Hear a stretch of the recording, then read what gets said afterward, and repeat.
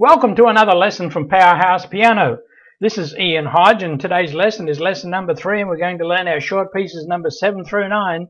And today the student is going to learn something radically new. That's to play, not only play with their left hand, but to be able to read two staves of music, not at the same time, but their eye is going to have to swap from one to the other. So I need to point out that the two lines like this, or the two staves, when they're bracketed together, means the notes down here are going to be played with the left hand.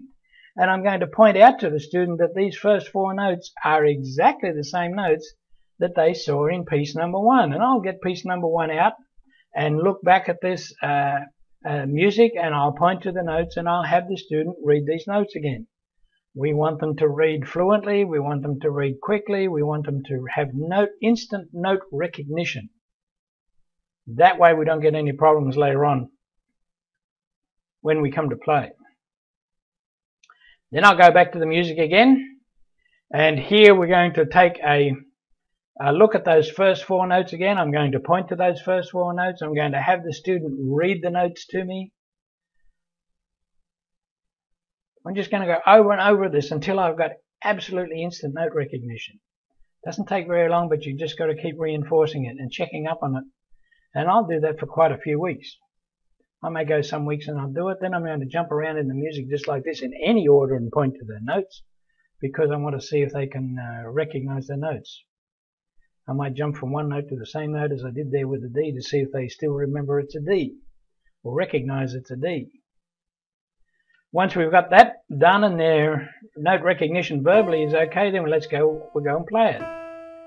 Now I'm going to point to the music and have the student play it as I point to the music, just like this. And this is what you need to do with your child.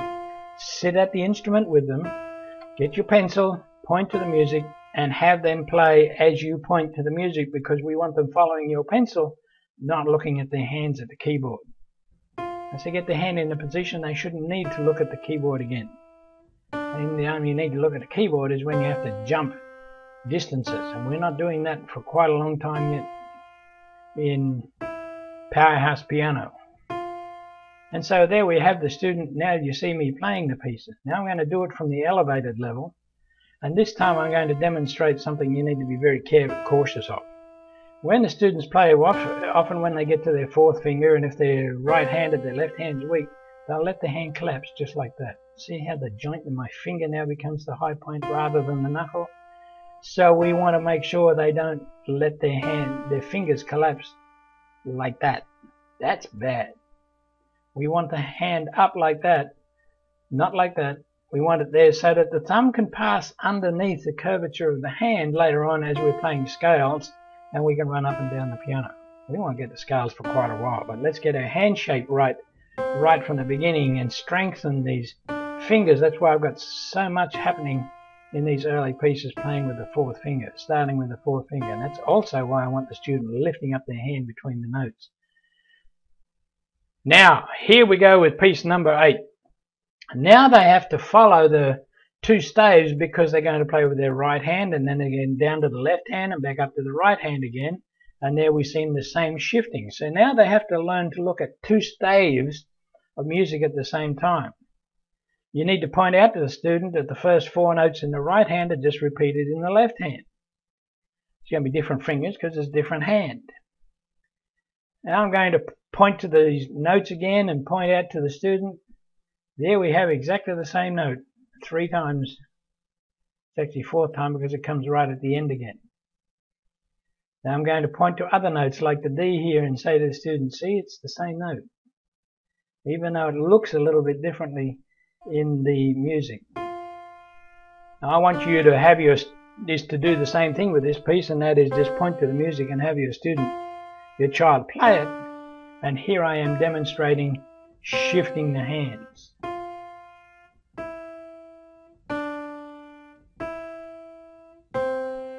There, I'm actually moving the hand I'm not playing with away from the keyboard, and I wouldn't encourage the student to do that. I'd try and have the student keep their hands near the keyboard, but I'm sort of shifting my hand away so that you folk viewing this at home can get a better view of what I'm doing. There's the lower down view. Here we are playing those same notes again in number 8. My hand nice and relaxed. And there we are, piece number 8. Now we go to number 9. Number 9 is just practice of what we've already done. It's a different piece. Start with the left hand instead of the right hand. We still got half notes. And I'm going to point to the student where their eyes should follow. So I'll do this so that the student already knows before they start the piece that they're going to have to go start in the left hand stave, up to the right hand stave, down to the left hand stave, and up to the right hand stave. And the more I do this, the more I tell them up front what I expect, the better chance I have of getting what I want. Now let's take a look at this one. Here we go. Left hand starting, right hand.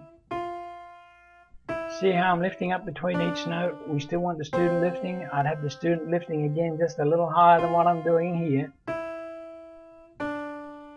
I want them to feel comfortable elevating off the keyboard, because when we jump longer distances in piano playing as we get more advanced, it is the height that we lift that helps us play accurately. Here we are with a lower down view, and I've zoomed in a little bit to just see how the hands are interchanging here. You know, it's really not hard to play the piano, but we've already covered some major territory in piano playing for the student, and I'll see you next lesson.